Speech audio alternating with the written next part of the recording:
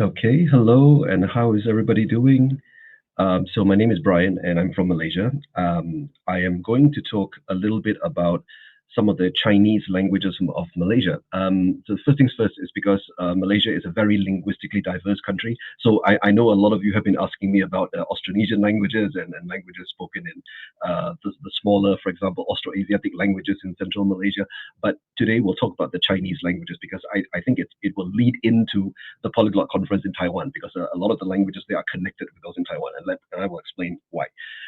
Okay, so first things first, Malaysia. Does anybody know where Malaysia is? So if I would on the map, it's roughly right in this area. So you're going down from Europe and from India, going right down.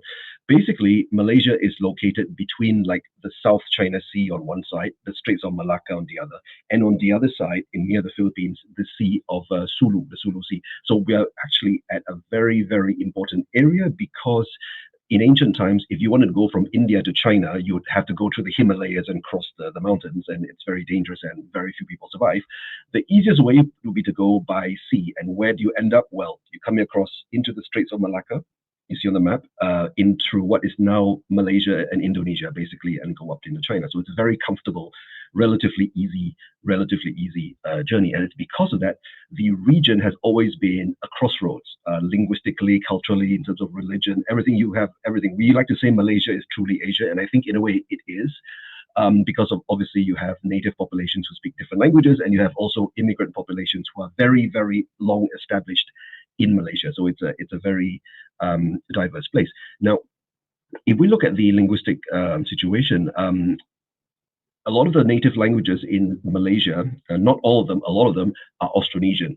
They belong to the same family of languages that stretch across basically from Madagascar all the way to Polynesia. That's the same family. So in languages like Malay, Indonesian, Javanese, and all the languages in Sumatra, and most of the languages in Borneo, all the languages in Borneo and in the Philippines, they all belong to this family.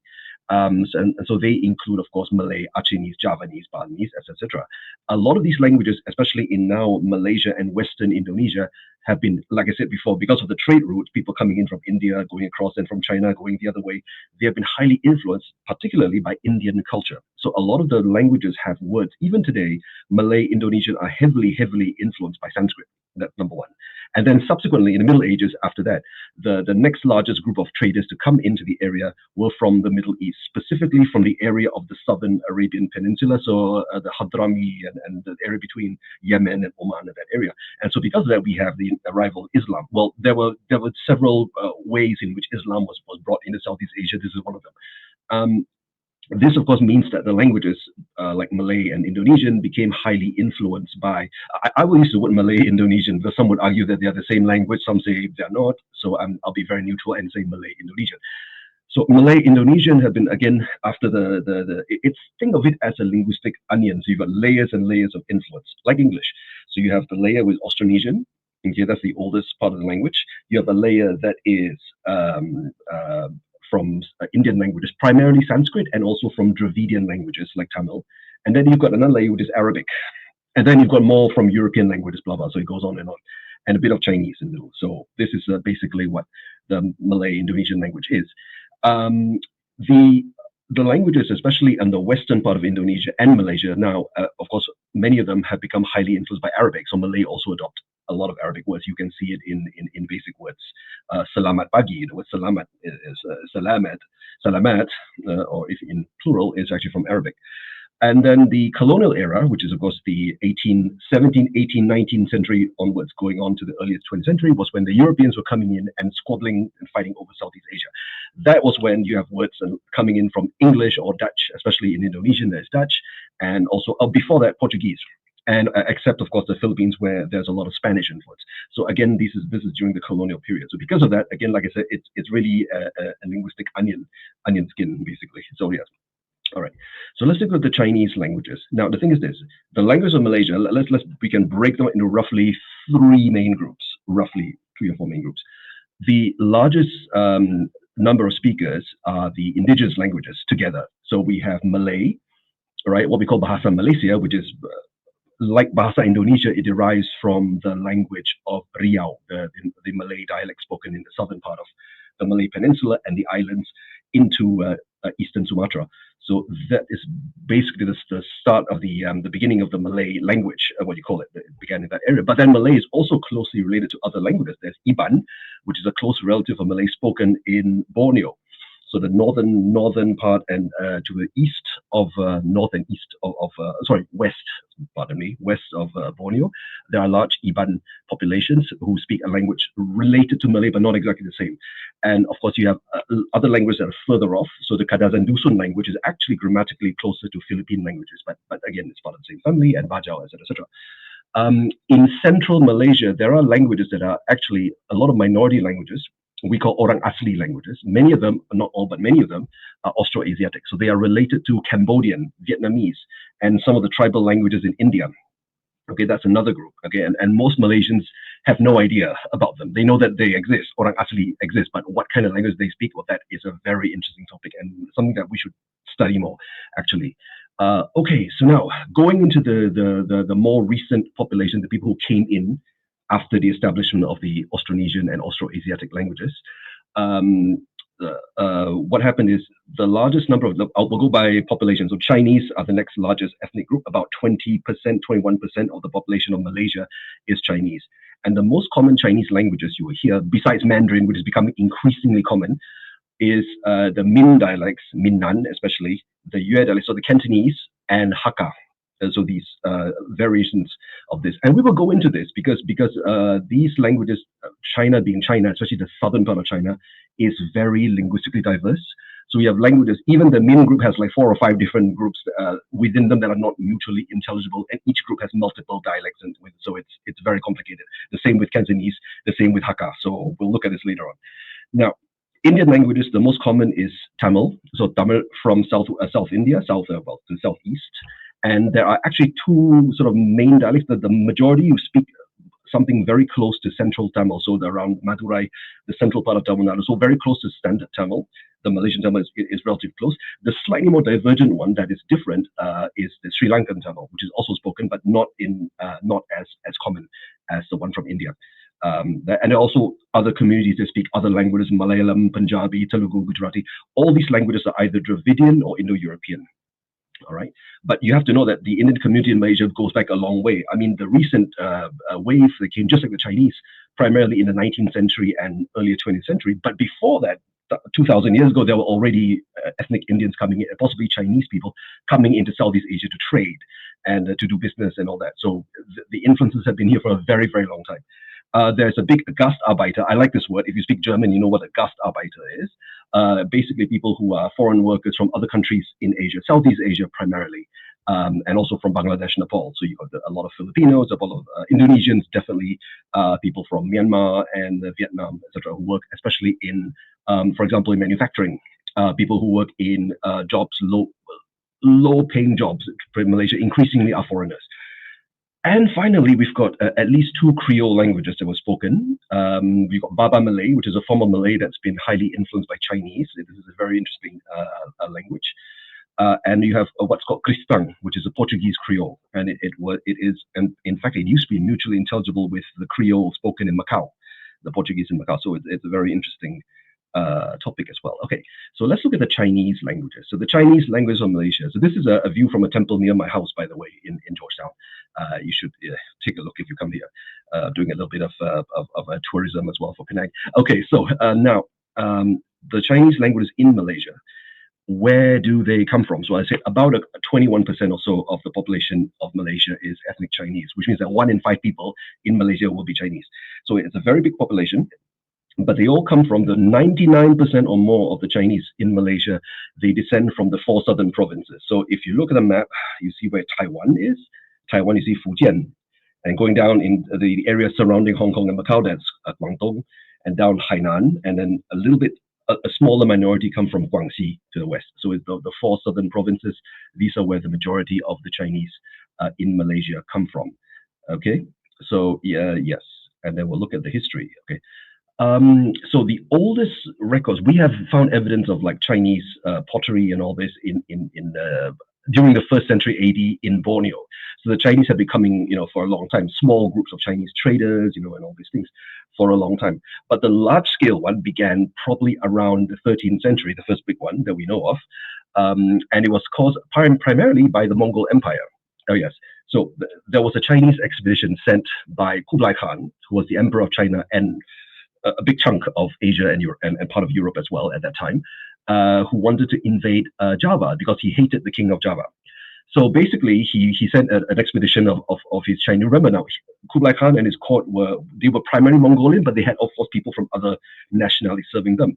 So the Mongols did not have a tradition of sailing by sea because they didn't have oceans in Mongolia, but they knew that the Chinese did know how to do it. So that's why they organized the best Chinese sailor to sail down and to study the area of what is now Malaysia, Indonesia, so that they can invade Java. And why? I'll explain later. What happened is that about 20 to 30,000 people from basically Chinese soldiers came in from the port of Quanzhou, which is where part of my family comes from, in southeast China. You see the top on the top right there, next in Fujian, obviously, sailing down all the way to Java to conquer and destroy the kingdom. So I'll explain why. Okay, so you can make a movie out of this, trust me. Oh yes, if you have any questions, just leave them at the end the chat, and I will try to answer them. Probably the last 5-10 minutes. We'll see what happens, and I'll try to answer as best as I can. Okay, now the story here is this. So in the 13th century, okay, why there were so many Chinese soldiers coming to Malaysia? A big chunk of Asia, stretching from Korea, what is now Vladivostok in the east, and that whole part of Siberia, into all the way across Central Asia, into now Russia, Ukraine, and Belarus. That was under the Mongol Empire. The ruler at that time was the grandson of Genghis Khan. So Genghis Khan established it, and his grandsons, many grandsons, ruled different parts of the kingdom. But the main guy at that time was Kublai Khan, and he ruled the empire from his capital in Koktatu in Chinese, in Mongolian. I think it's something like Han Basluk or something like that. In modern China, it's called Beijing.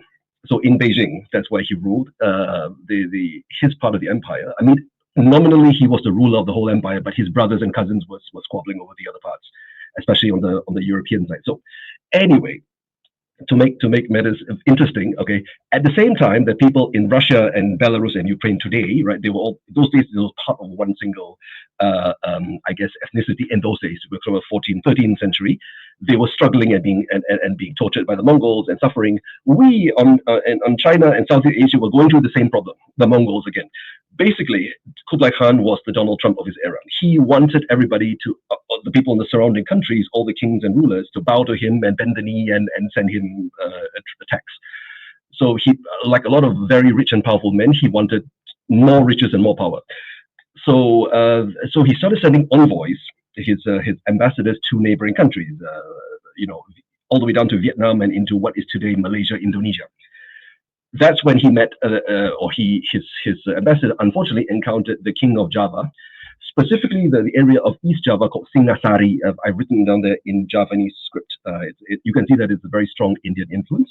And the king at that time, he's known in Indonesia today as Raja Kertanegara, but his full title in Indonesian, if I don't speak Javanese, so I'll pronounce it in Indonesian, is Sri Maharaja Sri Kertanegara Wikramadharmatunggadewa.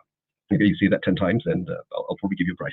Okay, now what happens is this. So Kertanegara, when he discovered that there were Chinese ships coming into his kingdom, sailing down the South China Sea and into the north, the Sea of Java, into his capital, which is near what is today Malang in eastern Java.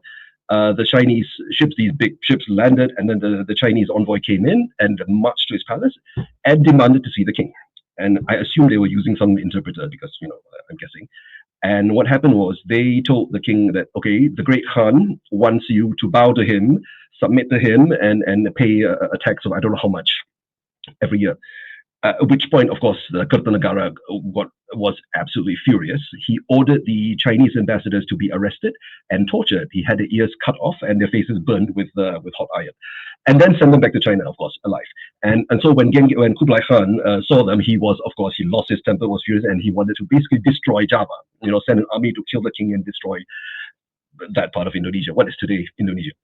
So he organized an expedition to go in and to do some reconnaissance to try to see what is the best route to attack. And he also then the next year, 1392, 93-ish, he sent soldiers, about 20,000 soldiers, to invade and destroy them. And there's a very, very big story about this. You can read it. It's called the Mongol invasion of Java.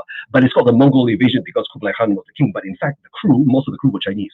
And that is the start of a large-scale migration of Chinese into Southeast Asia. A lot of the people on the expedition and a lot of the soldiers who survived, they never left. They never went back to China. They stayed in what is today Indonesia, Malaysia, and thereabouts. So we've been in the Chinese communities have been in Malaysia for a very, very, very long time. So let me just move to the next slide. Okay, so now, and a little bit later, during times of peace, all that, I do suggest you read up on history of Java and the Mongol invasion. It's fascinating. So the Chinese Muslim explorer and sailor Zheng He, he commanded, so very interesting, he grew up actually in southwest China at Kunming, but he became the master of the sea, basically. He was also a eunuch, and he organized several expeditions into Asia and even all the way to the Middle East and even into Africa. He actually brought like giraffes and animals from Africa to the court of the Ming Dynasty emperor. I forget which the name of the emperor at that time. And he was also responsible for in fact, opening trade relations with different parts of Southeast Asia, among them what is now Malaysia. He discovered, in fact, there were already Chinese people in Malacca, which was a major port at that time, and a very, very important city in a growing Malaccan empire, which is primarily a Malay language, a Malay empire. So Malay was the official language at that time. And even then already there were a lot of Chinese in Malacca. So that just continued this sort of, what do you call it, this exchange of along maritime routes. This was already in place and it kept on going for many, many, many centuries. Now, the earliest Chinese migrants who settled in Malaysia and Indonesia primarily came from the Minnan speaking area. So we will talk about this later on. They are collectively known nowadays as Hokkien Lang, okay, primarily. And they settled in, among others, other areas in Malaysia, northern Malaysia, the parts of what is now Kelantan, Terengganu, extending into, and of course, the other side, Penang, where I live, and Kedah, and also into Medan, like northern Sumatra. They all came from basically from Fujian. And they brought with them the Minnan language. Okay, and to this day, in fact, the Minnan language, which we call Hokkien, is the source of Chinese loanwords in Malay and Indonesia. A lot of them. So, for example, in Indonesian, the name for China is Tiongkok, and the name for Chinese is Tionghoa, which comes from I wrote them in Chinese, Tiongkok, Zhongguo, Tiongkok, and Tionghoa, Zhonghua. So you see, they don't really come from Mandarin. They come from Minnan, from Fujian dialect, and one of the Fujian dialects. We'll talk about this later on. And what else? Oh yeah, the word for tea. If you drink tea, then you are using a word that comes from my language, from Minnan, te. That's how we say it, and that's how we pronounce that character, cha. We say te. And so depending on where your ancestors bought the tea from, whether it's from northern China or from the port of Quanzhou in the southeast, you would pronounce it in different ways. So the British bought tea from Southeast China. The Turks and people from Central Asia got it from the north. That's why they say chai or something like that, from cha. Persians as well, and later on the Arabs, and yeah, you have a few different words, all derived from the same word but different dialects, basically because of that. Yes, and then well, of course, there was always later on this kept on going for a very long time, and the largest migration actually started in the late 19th century, early 20th century. That's when you have large waves of Chinese people coming from, again, the southern provinces, Fujian, Guangdong, Hainan, and a smaller population from Guangxi coming into Malaysia, and that's why the dialects reflect this wave of migrations. So this is a very complicated map. I put the source down there. If you can see it, you go to Wikipedia and take a look. Generally, what happens is the distribution of languages, Chinese languages, it looks a bit haphazard, but there are patterns. Generally, the northern part of Malaysia, the green area, and the very south and southwest a little bit, tends to be Minnan speaking. So they are descendants from people from Fujian, and the central areas, the purple areas, are Cantonese.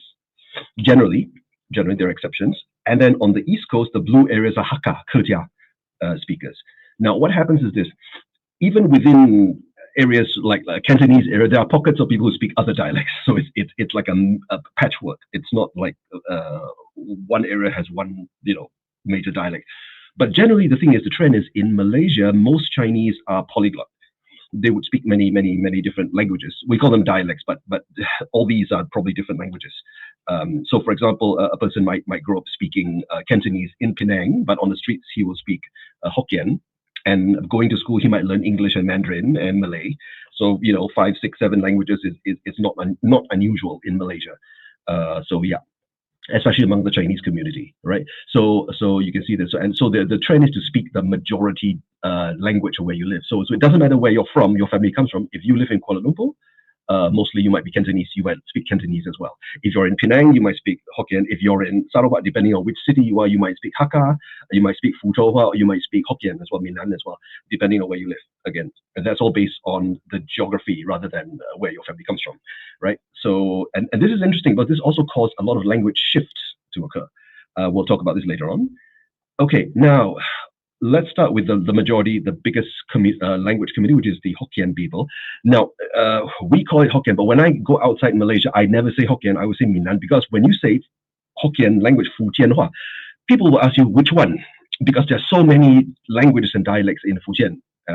So there are so many. I'm just, if you look closely at the map of Fujian, this is the bigger, the enlarged one. That is the different languages spoken in the state, and each language has multiple dialects as well. So what we call Hokkien in Malaysia only refers to the purple area in the violet color area at the bottom, on the bottom right, southern Min. Those are the 3 cities, the Zhangzhou, Xiamen, and Quanzhou. And the surrounding districts. Those are the ones we call Hokkien. The others, we don't call them Hokkien. Even though like Eastern Min, Fuzhou is technically the capital city of Fujian, but in Malaysia, we don't call them Hokkien to avoid confusion, but technically they are as well. So that's why I always say I speak Minnan, Ban Lam Wei, Ban Lam Hua, when I talk this, for example, with Taiwanese people, because it's very confusing when if you say like Fujian Hua, like which one, and there are parts of Fujian where people don't even speak Min, they speak Hakka. So you know what I mean? So this is very interesting. So the Malaysian Minnan speakers, okay, this is the Min dialect on the larger scale. The problem with this is the Chinese political maps don't actually match the linguistic maps, because there are dialects that are spoken across very big areas and multiple provinces. And in the same province, there are many, many, many dialects and many multiple variations. So it's a bit complicated, especially in South China, because there's a lot of linguistic variation in the south of China, south and southeast China. So primarily, the Malaysian Minnan, the Hokkien, come from, again, the 3 cities, Quanzhou, Zhangzhou, and Xiamen. You can see them on the map. And the dialect, in fact, extends further south. There are very close varieties spoken all the way down to Shantou and Shanwei, just to the east of Hong Kong. So it's a big area that speaks this dialect. It's not just Cantonese in Guangdong, and also in Taiwan. In Taiwan, there are communities that speak Minnan. The majority of them are Minnan, and the second largest community of Chinese speakers are Hakka speakers in Taiwan. Okay, so you got Minnan, Taiwan. So this is only the Minnan areas, and there's another variation spoken all the way in. Let me see. So Leizhou and in Hainan. So the peninsula in the south and the island there, they are also Min speaking, but they apparently their dialect is very, very different from the more common Min variety. So I cannot understand it. So even within the Min groups, there's a lot of mutual unintelligibility. Like no, they're that different from each other. Okay. Now the Hakka group, okay, this is the second largest group. Okay, they come from again all these areas. So I don't speak Hakka. I do understand some of it, but again there are many varieties. And like my in-laws, they speak a dialect called Hepo Hakka. Hepo, literally river lady, river grandma. I don't know why, but that's what they call it. It's very common in East Malaysia as well. And then there are other varieties as well. So Mei Xian is probably the most common one that's used in media. I think in Guangdong, and you might hear media like movies and music in Malaysian dialect. That's the one that's sort of like a standard. But there are others as well, and there's so many different varieties in Malaysia itself. There are 4 or 5 varieties of Hakka. I'm not even sure how many there are. Okay, so it's a very interesting linguistic situation.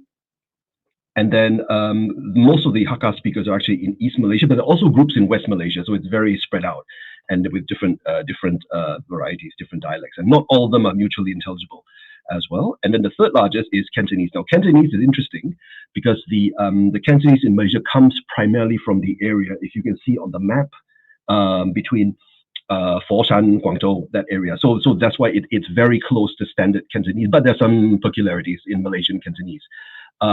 It's fairly mutually intelligible. We use a lot of words that come from other dialects or from Malay as well, as the language evolves.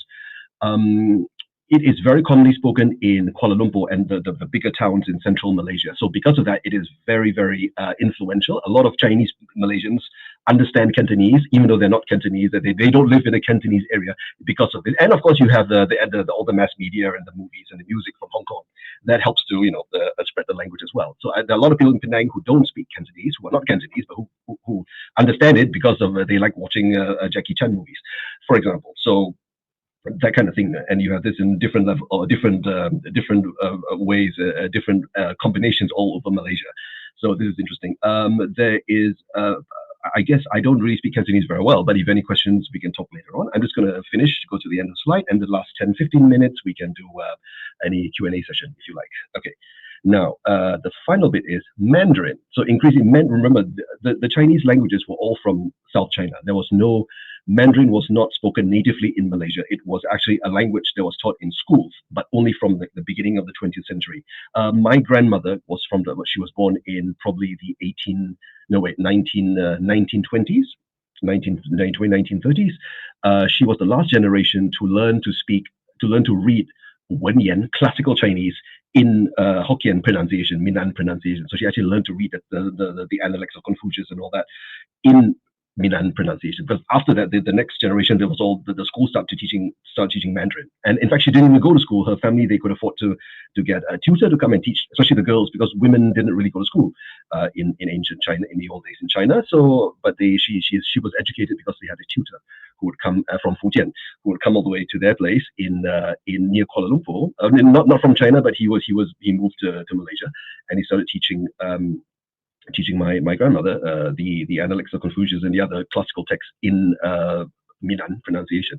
So that was interesting. And then the other thing is because of Mandarin, because how widespread it is now, most Chinese students now, those in their teens and 20s, they are Chinese educated. The majority of Malaysian Chinese are now Mandarin educated, which means that of course, the thing is, in Chinese schools, dialects are discouraged. If you speak Cantonese or Hakka or Hokkien, you will get punished in Chinese schools. So because of that, kids grow up more and more. They feel more comfortable speaking in Mandarin, and that's a bad thing for linguistic diversity. You've also got because in mixed marriages, for example, where the parents speak different dialects, very often they raise the kids speaking only Mandarin. My sister-in-law is a classic example. Her mother speaks Minnan from Kuching, and her father speaks Hakka, all right, one of the Hakkas. And when they raised their kids, their daughters, they only spoke Mandarin to them. So yes, so although my sister-in-law understands Hokkien more than Hakka, but she doesn't speak it very, very well at a native level because of this. And her daughter, my niece, doesn't speak any Hokkien at all because they've already transmitted only Mandarin and English to her. So you see how within 2-3 generations you can lose your entire language, entire culture, just like that. Language change, right? Language shift, it happens just like that. So this is a problem, especially with the smaller linguistic communities like the Hainanese, the Puxian dialect, which is spoken between Quanzhou and Fuzhou. There's another community whose language is unintelligible to the rest of Fujian. But anyway, there are also people like these who speak these dialects living in Malaysia, and theirs are slowly dying out. They were replaced in earlier times by the more dominant dialects like maybe Cantonese or Hokkien. But now Mandarin is encroaching and becoming more, I guess, more pervasive. So yes. Right. So what I do is now, I have a few more minutes before we start the Q&A session. What I'll do is I will give you a quick introduction to a dialect of a Malaysian Chinese. This is my language, and this is the variant of Hokkien that developed in Penang, okay, and also Sumatra. Have you eaten yet? Lu Jia Ba Wei. Okay, this I wrote down in traditional Chinese. Lu Jia Ba Wei. Okay, and when you will reply, Jia Ba Liao, or for short, Jia Ba. If you haven't eaten yet, you say Abwei or Bui. Okay, that's basically it. That's a very common way. You don't really say good morning, good afternoon, good night. Not really. Good morning, maybe. Gauta, maybe some people say it, but the most common greeting is have you eaten yet? That's it. So yeah, so thank you very much. So the next 15 minutes or so, feel free to give me put questions into the chat. All right. Thank you, Matthew. Yes. So Matthew, these questions from the audience. Okay. So hello, one. Would you mention the influence of these spoken Malay or even English in Malaysia? Yes. So, oh, thank you. Yes. Would you mind sharing influence of these languages spoken with? Yes. For example, one very a big one is on food. The words for food. A lot of them actually in Chinese actually come from Hokkien. Like the word for noodles in Malaysia, Indonesia, we say mi, mi like this. Mi, me, or in older Indonesian spelling, you have MIE, or in Malaysia sometimes MEE. These words all come from Hokkien. They're not found. They are actually the word mian in Mandarin, but we don't say mian, we say mi because of the Hokkien influence. A lot of words like the word for upstairs, lo ting, lao ting, that comes from the attic, that comes from Chinese. The words for even the words for what is it? Now I can't think. The words for like teapot and stuff like that. Teko, that is pure Hokkien, Minnan, teko. Things like that. The Malay, actually this is more Indonesian than Malay. The word toko for shop actually comes from like the Chinese word for warehouse, toko, which is an old Hokkien word for warehouse. So you have this huge influence. You see it in Malaysia and Indonesia in words dealing with food and with trade. A lot of it comes from Chinese dialect, especially Hokkien, like the main word. Yeah. So I hope that that answers your question. Maria says, have you personally found any special advantages from growing up in the linguistic diverse culture, and are there any disadvantages you have encountered? Ooh, very deep question. Advantages, yes.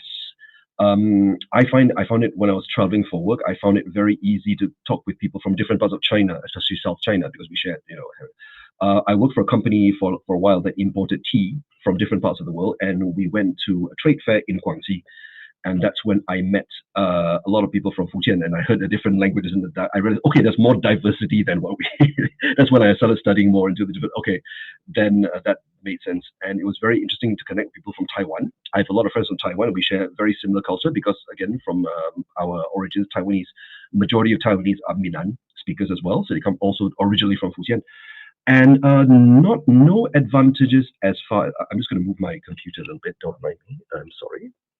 I just realized I didn't plug my computer. All right. So what happened is this. When the disadvantage, don't mind me, I'm just going to move down. Okay. Disadvantages, I didn't find any, but the other thing is that because the only I am not Mandarin educated, so I'm entirely self-taught in Mandarin, so I can't read and write Chinese very well. I think that's a disadvantage. I don't know, that's just for me. But I grew up primarily with Malay and English as my written languages. So that's me. Okay, so Tanu Biswas says, would you please give some examples of a concrete political intervention that support Mandarin over Malay and Chinese? Okay. Goodness, yes. So the school curriculums in Chinese schools, school curriculums are entirely in Mandarin. You are not even supposed to use any dialect at all. People get punished if you speak Mandarin in the Chinese school during school hours. The curriculum is entirely in Mandarin, or at least Mandarin, English, Malay in different proportions, but predominantly in Mandarin. The labor market, yes, because there is a tendency now for Chinese, for companies, especially Chinese-owned companies, to use Mandarin for meetings and all that. I know it's not very fair to people who are like Malay or of Indian origin, but it exists. And Mandarin is becoming very important in trade and business, especially people who do business with China, Hong Kong, and Taiwan. Mandarin is probably the major language because of this. Political intervention, this is interesting. I would say not really. In Malaysia, it's not so much political, and more like economic and socio-economic than political. Chinese political parties here in Malaysia, we've got very diverse political systems here. What happened is the Chinese are often very supportive of Mandarin, and they will do their best to protect the status of like Chinese schools and teach Chinese predominantly Mandarin. That's it. So yeah, market demand, increasingly with the trade, with the rise of China, there's definitely an increase in Chinese, in the demand for Chinese speakers. So this is why, yeah. No, I hope I've answered. Oh, I forgot John's question. Has social media driven the use of lingua franca such as Mandarin? Yes, it has. Increasingly, the use of Mandarin definitely, and also the use of simplified Chinese, as in Chinese style, because that's been taught in school, but also because the dominance of China, people have started, writing like this. I think in Malaysia, people started using simplified Chinese, 70s, 1980s, and slowly switched. But I still meet old people who prefer to write traditional Chinese rather than simplified. So yeah, a little bit later, but yeah. So I hope that answers. Yeah. So Mandarin definitely, and of course now with China's movies and music and all this coming out of China, the Mandarin is definitely becoming increasingly pervasive. You can see Mandarin everywhere now, being used in Malaysia. I think the smaller dialects will eventually die out, like Hainan, some of the Keja dialects. Even Fuzhou, depending on which part of Malaysia you're in, that is also in being replaced by Mandarin. Yeah, definitely. Melissa, oh, thank you, Melissa. Okay. Okay, structural difference between Minnan, Mandarin, and Minnan. Okay, perfect. I have, okay, I will try to answer this because this is an entire different discussion by itself. So the difference is Minnan has, among other things, a very complicated system of tone sandhi. So structurally, although the word order isn't very different, when you combine phrases together, noun, adjective, noun, when you combine like a different verb subject, very often the tones will change. And in a phrase, for example, if I were to say, for example, beef, new roll, in Mandarin, new roll, it's more or less the same. You put them together, they don't really change that much, or they don't change at all. In Minnan, every combination of phrases, whether it's noun, adjective, noun, will have a change of tone. And the only word that stays the same is the last syllable. That keeps the tone. The rest of them will change. Which tone it changes into is a very complicated system, but it's very regular. So certain tones will become other tones. So the word for a cow or buffalo for us is gu, with the rising gu, new. But then beef, we say gu ba. So the rising tone becomes a flat low tone, gu ba. And then beef balls made with, the meatballs made from beef, gu ba one. So the ba goes up because it's now part of the phrase. So the next word in the phrase keeps the tone, but the rest of them will change. And you have a long phrase, the whole thing will change. So basically, when you learn a word, you have to learn two tones. Basically, the sandhi tone and the independent tone. Basically, yeah.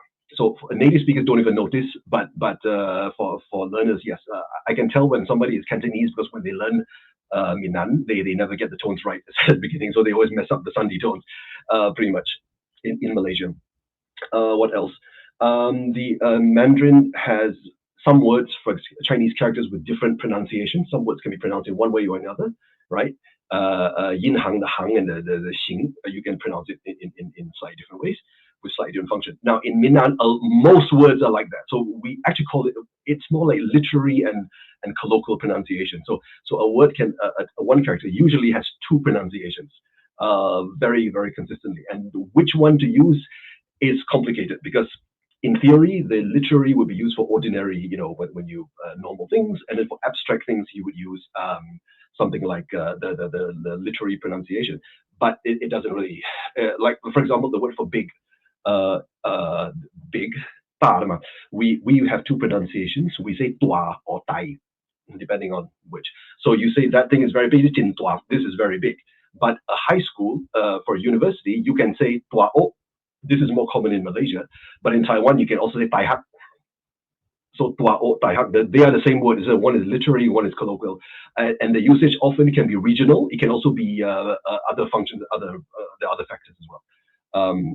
That's the thing. But then the word for student, we always say hakxing,学生. So we always say hak for the word in student, but in university there's some variability depending on the region. So that kind of thing, it's very complicated.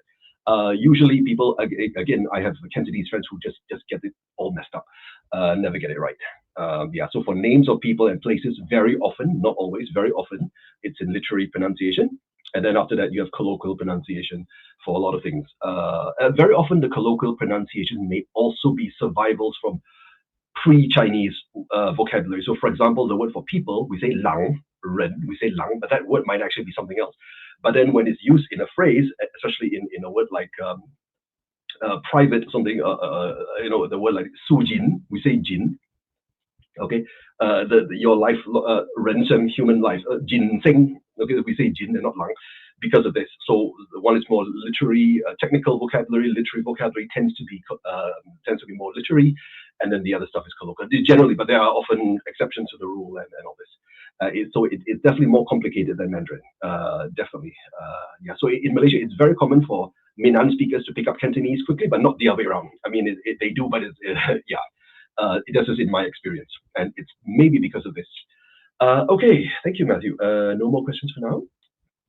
Yep. Okay, then we can finish then. So thank you very much. 谢谢你们. So kamsia, we say in Penang, kamsia. And hope to see you around. If you have any questions, I will also be in either the cafe or one of the language chat rooms, and you can probably see me if you have any more questions. And I'll be happy to talk about my own dialect and teach you some if you want to learn. I'll be, yeah, feel free to approach me. Okay, thank you very much. Kamsia, and see you.